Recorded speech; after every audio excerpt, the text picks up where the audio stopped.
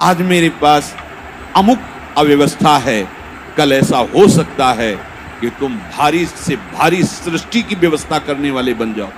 क्या चाहिए, निहाल हो जाओगे, निहाल हो जाओगे। कहते अब कृत्य कृत्य भयो, निहाल हो जाओगे। ये सबकी समझ में नहीं आएगा, ये आगे की बातें हैं।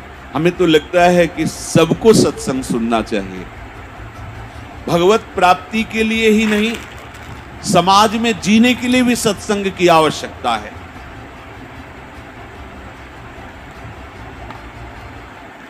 स्वीकृति, अगर ये स्वीकृति आप करते चले जाएं, जो श्रवण कर रहे हैं, तो सच्ची मानिए ये भ्रम खत्म हो जाएगा कि बहुत काल जब साधना करे तब ऐसी बात आती है। हम लोग तो गृहस्थ हैं, संसारी हैं, विषयी हैं, आदि आदि।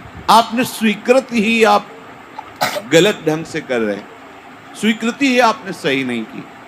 हम गृहस्थ हैं, हम अमुक हैं, हम सब देह भाव की स्वीकृति।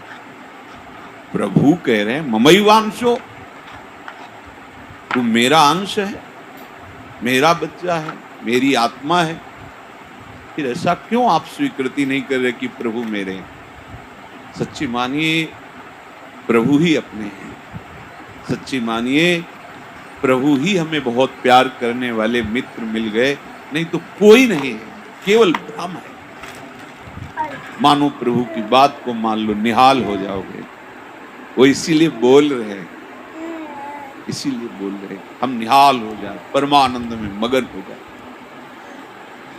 प्रभु अर्जुन जी को कह रहे हैं सुख दुखे समय कृत्वा लाभा लाभो जया जय। ये कर्म भूमि है, हमारा यहाँ जन्म हुआ है। अपने शुभ और अशुभ दोनों कर्मों को मिटा करके वो परम लाभ जो किसी कर्म से नहीं होता, वो हम करें।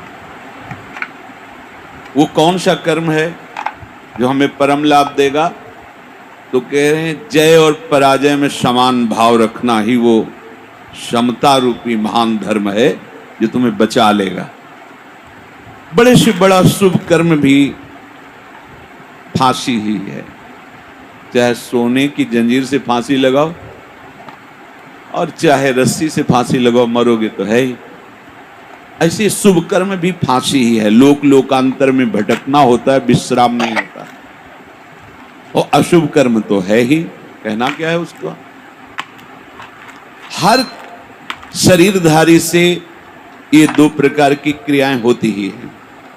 कहीं ना कहीं शुभ कर्म होता है, कहीं ना कहीं अशुभ कर्म। कोई ऐसा नहीं है जो इन दोनों कर्मों से युक्त ना हो। बड़े बड़े ज्ञानी जनों के शरीर के द्वारा भी ये दो क्रियाएं हो जाती हैं, पर वो अपने को अलग कर चुके हैं। वो अपने स्वरूप में स्थित हैं, कर्ता भाव रहित हैं, इसलिए न शुभ उनका स्पर्श करता है, न अशुभ स्पर्श करता है। वो जान के कोई क्रिया नहीं कर रहे, संकल्प करके क्रिया नहीं कर रहे, स्वाभाविक हो रही। अब उसमें कुछ भी ऐसी घटना घट जाती है तो उसके वो करता नहीं है। इसलिए कहा गया कि जो आत्मज्ञानी महापुरुष है, अगर उसके द्वारा बड़े से बड़ा शुभ कर्म हो जाए तो कोई उसका पुण्य फल नहीं होता, और बड़े से बड़ा कोई पाप कर्म बन जाए तो उसका कोई अपराध नहीं, क्योंकि कर्ता भाव से रहित है। ये सबकी समझ में नहीं आएगा, ये आगे की बातें हैं जहां अहंकार समर्पित हो जाता है। कैसे नहीं उसको अपराध लगेगा? उसके शरीर के द्वारा हो रहा है। तो जैसे हमारे इस प्रदेश में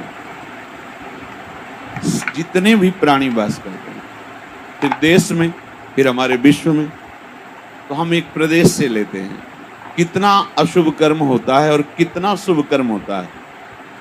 क्या आपको दोनों का दंड मिलता है या पुरस्कार मिलता है? या आपको हर्ष होता है या शोक होता है? या सुख होता है या दुख होता है? नहीं होता। क्यों नहीं होता? क्योंकि हमारा संबंध नहीं। हो तो रहा है, शुभ अशुभ कर्म हो रहा है प्रदेश में, देश में, क्योंकि कोई भी शरीरधारी कर्म किए बिना रह नहीं सकता। और जो शास्त्र सम्मत कर्म करते हैं वो भगवत मार्ग के प्रतीक होते हैं। वो साधारण उनकी गणना नहीं आती शुभ अशुभ में, वो तो भगवत धर्म का पालन करने वाले होते हैं, वो तो महात्मा होते हैं, भक्त जन होते हैं, प्रेमी जन होते हैं। वो त्रिगुणातीत अवस्था की तरफ उनकी गति होती है। पर साधारण प्राणी प्रायः क्रिया किए बिना रह नहीं सकता। क्रिया होती है और क्रिया जब अहम से होती है तो कहीं ना कहीं लाभ बुद्धि सुख बुद्धि होती है। इसके कारण वो ये समझ नहीं पाता है कि धर्म है कि अधर्म है और बढ़ता चला जाता है। कहीं खूब पापाचरण होते हैं, कभी कोई संयोग बन गया तो पुण्याचरण भी होते हैं। लेकिन आपको क्या फर्क पड़ता है? पूरे विश्व में दोनों प्रकार के कर्म हो रहे हैं, आपको क्या फर्क पड़ता है? कुछ नहीं। क्यों? क्योंकि उसका हमारा कोई संबंध ही नहीं। समझ लीजिए। तो ऐसे ही विश्व का एक ये नमूना है, स्थूल शरीर, सूक्ष्म शरीर और कारण शरीर। जो भगवत तत्व के ज्ञाता महापुरुष जन होते हैं, बिल्कुल जैसे तुम्हारा प्रदेश के शुभ अशुभ कर्म से कोई संबंध ना होने के कारण न हर्ष है, न शोक है, न दंड है, न पुरस्कार है। ऐसे ही इस शरीर के द्वारा हुए शुभ अशुभ कर्म उसे बांध नहीं सकते। जिसने अपने स्वरूप को अलग करके इनसे संबंध त्याग कर दिया। हमें हर्ष शोक दूसरे की क्रियाओं से इसलिए नहीं होता कि हमारा संबंध नहीं। ठीक ऐसे ही शरीर से जब ज्ञान प्राप्त हो जाता है तो बिल्कुल जैसे भगवान ने कहा, पुराना वस्त्र त्याग कर नए वस्त्र को धारण कर। सांप ने केचुल छोड़ दी, कोई संबंध नहीं। पुराना वस्त्र फेंक दिया, उसे कोई जला दे, कोई कुछ करे, कोई संबंध नहीं। वो उत्तम जगह में रखा जाए या अधम जगह में, कोई संपर्क नहीं रहता। ये देहाभिमान होने के कारण, देह भाव होने के कारण हमें अपने कर्मों का भोग भोगना पड़ता है। अब हमको जो भगवान उपदेश कर रहे हैं कि इस कर्म जाल से कैसे मुक्त होना है, क्योंकि अवश्य में भोक्तव्यम कृतम कर्म शुभाशुभम, भगवत वाणी, भोगना पड़ेगा निश्चित।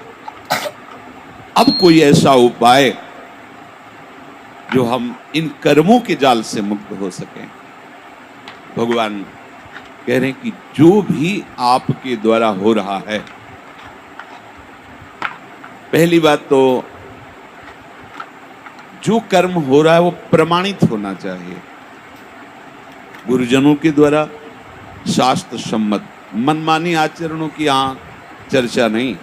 यहाँ जो है तस्मात् शास्त्रम प्रमाणम ते, आपका कोई भी कार्य बिना प्रमाण वाला नहीं होना चाहिए, मनमानी नहीं होना चाहिए। उसका प्रमाण किसी संत ने कहा है, आचार्य ने कहा है, गुरुदेव ने कहा है, भक्तों ने ऐसा कहा है, ऐसा हमारे बुजुर्गों ने कहा है, यह प्रमाणित होना चाहिए। अब उस कर्म का अनुष्ठान करते समय हमारे हृदय में लाभ की विशेष आकांक्षा होती है, उस कर्म की सफलता की विशेष आकांक्षा होती है। अगर आप प्रभु की इस वाणी को नहीं मानेंगे तो बहुत धोखा